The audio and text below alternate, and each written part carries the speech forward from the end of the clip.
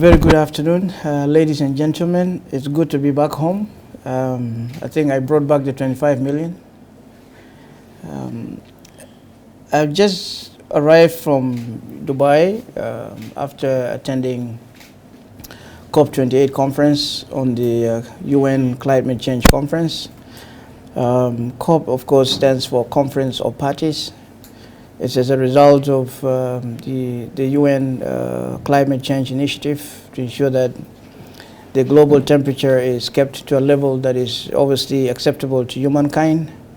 And of course, oil and gas being an industry that contributes to the emissions, that all the national oil companies around the world and the petroleum ministers were invited to attend this year's session. It is a conference that's well attended by heads of states, ministers, national oil company CEOs, and of course the host was UAE by Dr. Al-Jaber, who is actually the Minister of Petroleum and also the CEO of ADNOC. It was a very productive session. NILEPET participated in two sessions. One of the key sessions was the acceleration of how to eliminate the methane gas, and obviously how to refocus in developing countries on the best modalities of decarbonization. So our president, as you all also watch his speech, is one of the commitments as a global community to ensure that we are maintaining the emissions to the target of 2030. Of course, for the case of South Sudan and other developing countries, we are looking beyond 2050 because our emissions contribution is not significant enough. However, as part of the global community, we have to be compliant and be able to build modalities and business strategies that lean towards decarbonization and obviously meeting the target for the Charter of 2030 emissions.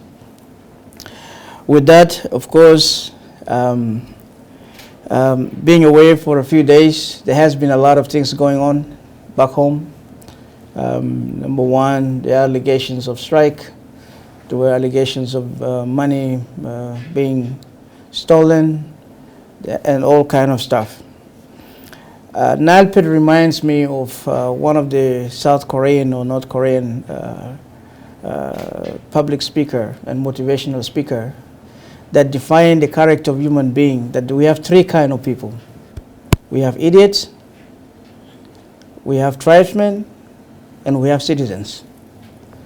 I think this encompasses NILEPET. I have 2,013 employees, and I have this category of these people in this institution. What I can tell public for sure, NILEPET has very decent employees. They respect the rule of law. They understand the challenges the country is going through, and they also believe that the corporation has done its best to look at the welfare of the employees. So whatever has been circulated in the social media was a pure propaganda. Individuals who want to become MDs are paying individuals, young kids out there, to put articles that don't make sense at all. The only problem, which is my concern, is that whatever these individuals are doing, they're not only destroying the image of NILEPET, but they're destroying the image of the country. And this is basically will not be acceptable. We have individuals that are already under investigation, and should we find substantial evidence to suggest they are behind this, we'll apply the rule of law, we'll apply all the normal internal procedures on human resources to ensure whoever is behind this, he or she will be held accountable. Secondly, the projection of the image of the nation across the world, when we talk about figures like 25 million being stolen or being shipped out of the country. Juba Airport is one of the most secure airports and the most professional airport in the world. There's no way you can even move for $30,000 out of this airport, leave alone other international airports such as Dubai and other advanced countries. What I can reiterate here is that NILEPET remains transparent, we remain very accountable, And obviously, if anyone who want to have access to any public information, especially on matters related to finance, please don't go on 64 or is it 67. You better come to NILEPET. We'll give you the right information that you need. All the claims that are being projected in the letter while I was away were absolutely 99% untrue. They were all false, just designed because the public opinion here knows what NILEPET is doing. And we're not going to take our attention away from what we're trying to do. We are going to transform this institution. We're going to reform it. We'll make sure it looks like a national oil company. People want to take us back years over years, just moving 4 steps forward and 8 steps backward. I'm not going to allow that to happen.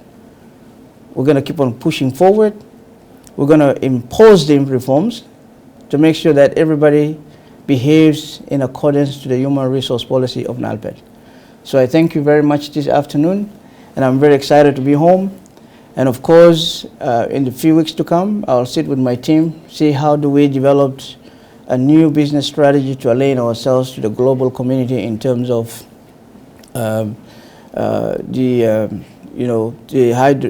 carbon emissions reduction, 2020 or 2030, 2050 or beyond. How do we develop new markets for green energy? How do we also have access to the current funding that has been offered around the world for green energy? And of course, it requires us NILEPET to realign ourselves globally and be able to operate in a very efficient and environmentally friendly manner.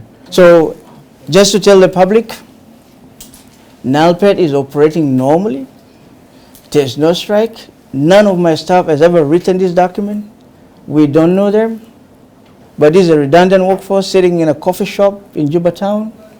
And I think in Imperial Hotel, Coffee Connect, Pyramid. This is where they are. This is where they cook all this nonsense. So hopefully, we'll find out what to do. But there's no strike. Just to tell the public, our culture does not promote that kind of behavior. It's just like having many kids in your house and you can't predict the behavior of each child. So this is the case here. So thank you very much.